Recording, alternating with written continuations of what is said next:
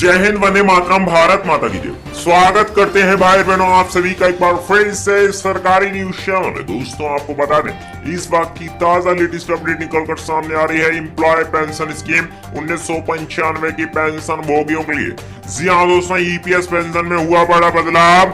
अब इस नियम के तहत सभी पेंशनर्स को मिलने जा रहा है सरकार द्वारा ये लाभ। जाने किन किन पेंशनर्स को हो सकता है सबसे अधिक फायदा।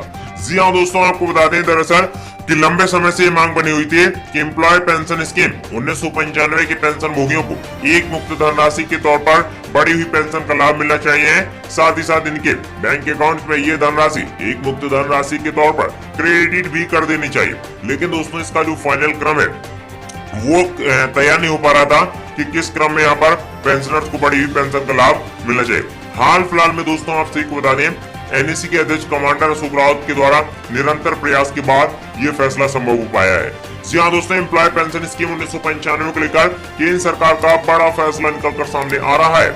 67 लाख पेंशनर्स के प्रतिनिधि कमांडर अशोक रावत ने सरकार पर साधा निशाना, जल्द दी जाएगी बढ़ी हुई पेंशन 7,500 प्लस डीए की बढ़ी हुई पेंशन। जी हाँ दोस्तों, बढ़ती महंगाई के कारण महंगाई भत्ते में हुई 75% तक की बढ़ोतरी।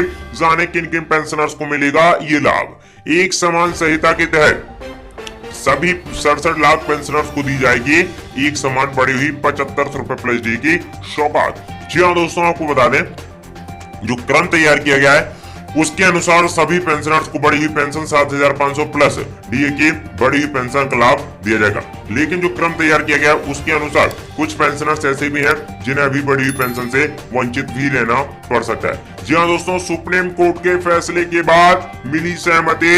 वित्त मंत्री निर्मला सीतारमण ने लगाई अतिरिक्त बजटीय सहायता पर फाइनल मोहर। जी हाँ दोस्तों, आपको बता दें कि वित्त मंत्री निर्मला सीतारमण ने यहाँ पर फाइनल मोहर लगा दी है। 67 लाख पेंशनर्स की मांग में एक बार फिर से जागी बढ़ी हुई पेंशन की उम्मीद। ईपीएफओ ने जारी किया तत्कालीन प्रभाव से नोटिफिकेशन। जी हाँ दोस्तों, आपको बता दें एम्प्लॉय प्रोवाइडर फंड ऑर्गेनाइजेशन की चल रही पीएफ प्रोवाइडर फंड की योजना के ईपीएस पेंशन के तहत अब सभी को मिलेगी बढ़ी हुई पेंशन। देश के प्रधानमंत्री नरेंद्र मोदी जी ने भी जताई बढ़ी हुई पेंशन पर अपनी सहमति।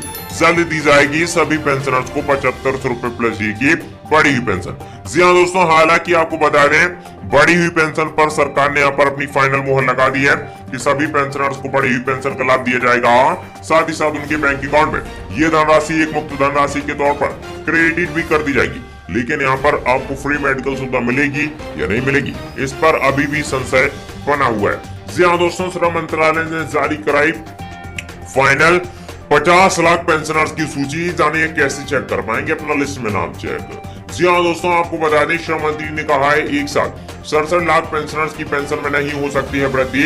ईपीएफओ ने कहा एक साथ सभी पेंशनर्स की पेंशन बढ़ाने से सरकारी खजाने पर पड़ सकता है अतिरिक्त बोझ। जी हाँ दोस्तों, सारी खबर को जानेंगे इस वीडियो में विस्तार से एक एक करके पॉइंट्स वाइज, इसलिए दोस्तों आप इस वीडियो में बने रहिएगा। दोस्तों इस वीडियो को बनाने में हमें काफी मेहनत लगती है, तो इस वीडियो को दिल से लाइक करने के बाद चैनल को सब्सक्राइब करने के बाद ऑल नोटिफिकेशन जरूर ऑन कर लीजिएगा। चलिए दोस्तों बढ़ते हैं आज की ताजा बड़ी खबर की ओर। एम्प्लॉय पेंशन स्कीम 9,000 हो सकती है मिनिमम पेंशन। ईपीएफओ सब्सक्राइबर्स को बड़ा फायदा देने की तैयारी।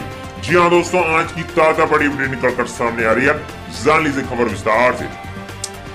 क्या न्यूनतम पेंशन मिनिमम पेंशन बढ़ने वाली है? 1,000 रुपए से बढ़कर 9,000 रुपए किया जा सकता है।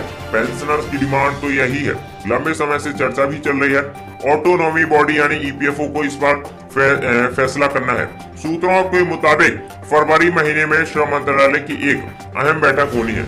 जी हाँ दोस्तों, फरवरी 2022 की बात की जा रही है। संसद की स्टैंडिंग कमेटी की सिफारिश को ध्यान में रखते हुए इस पर फैसला किया जा सकता है। श्रम मंत्रालय की बैठक। जी हाँ दोस्तों, आपको बता दें कि श्रम मंत्रालय की बैठक में 2 मुद्दे पर चर्चा हो सकती है। पहला न्यू वेज कोड को लागू करने पर फैसला हो सकता है, वहीं दूसरा न्यूनतम पेंशन पर भी सहमति बनने की उम्मीद है कि पिछले लंबे समय से चल रही कर्मचारी पेंशन स्कीम में मिलने वाली न्यूनतम पेंशन पर फैसला हो सकता है।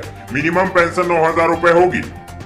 जी हाँ दोस्तों, आप सबने बिल्कुल सही सुना, मिनिमम पेंशन 1,000 रुपए से बढ़ने की डिमांड है।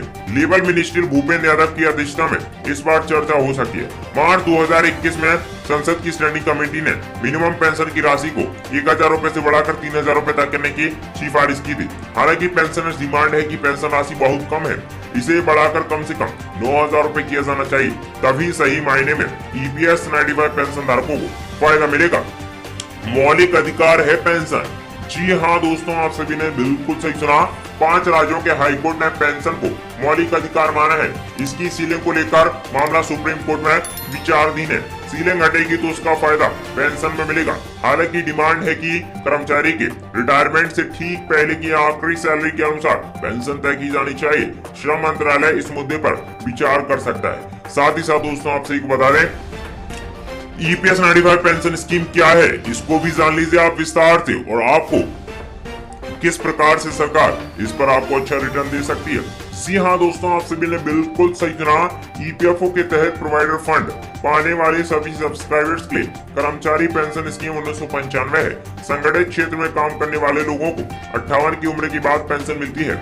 इसके लिए कर्मचारी के लिए कम से कम 10 साल की नौकरी करना अनिवार्य है। मिनिमम 1000 रूपए की पेंशन दी जाती है। जी हाँ दोस्तों, इस स्कीम में विधवा पेंशन, बच्चों की पेंशन की सुविधा मिलती है। कर्मचारी की नौकरी के दौरान 58 साल से पहले मौत हो जाती है तो उसकी पत्नी और बच्चे पेंशन पाने के हकदार होते हैं। जी हाँ दोस्तों, आपको बता दें, इसी बीच NSC के अध्यक्ष कमांडर सुख रावत द्वारा निरंतर प्रयास के बाद सरकार पर एक बार धावा बोला है। आपको बता दें, NSC के अध्यक्ष कमांडर सुख रावत ने देश के प्रधानमंत्री नरेंद्र मोदी जी से मुलाकात की है इसी बीच, और कहा है सभी पेंशनर्स की दुर्दशा के बारे में अवगत कराया है।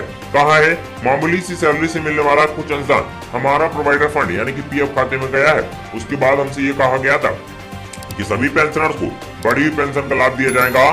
साथ ही साथ सभी पेंशनर्स को एक मुफ्त धनराशि उनके बैंक अकाउंट में क्रेडिट कर दी जाएगी। लेकिन यहाँ पर काफी समय बीत चुका है और हमारा ये पेंशन का क्रम एक मुफ्त धनराशि के तौर पर नहीं बन पाया है। हमें उम्मीद ये थी कि सभी पेंशनर्स को बड़ी हुई पेंशन का लाभ आप एक मुफ्त धनराशि के तौर पर दिला सकते हैं, लेकिन इसका जो फाइनल क्रम है वो तैयार नहीं हो पा रहा था और इसका मैटर सुप्रीम कोर्ट में भी लगभग 7 साल से चरम पर है। सुप्रीम कोर्ट भी इसका फाइनल मैटर जो है सॉल्व नहीं कर पा रहा था। फाइनली दोस्तों, आप सभी को बता दें, NSC के अध्यक्ष कमांडर सुख रावत ने श्रम मंत्री भूपेंद्र यादव जी से भी मुलाकात की है और सभी पेंशनर्स की दुर्दशा के बारे में अवगत कराया है। कहा है इन सभी पेंशनर्स को बड़ी हुई पेंशन का लाभ मिलना इनका हक है, क्योंकि इन्हें मिलना बेहद जरूरी है। दोस्तों, आपको बता दें, ये इस वक्त की ताजा लेटेस्ट अपडेट निकलकर सामने आ रही थी, जो कि आप सभी को जान लेना बेहद जरूरी था। आप किस राज्य से बिलोंग करते हैं और आपको प्रेजेंट टाइम में कितनी पेंशन मिल रही है, आपको कमेंट बॉक्स में जरूर बताना है। चलिए दोस्तों, मिलते हैं अगली वीडियो में। जब तक के लिए जय हिंद, वंदे मातरम। चैनल को सब्सक्राइब करके और नोटिफिकेशन जरूर ऑन कर लीजिएगा।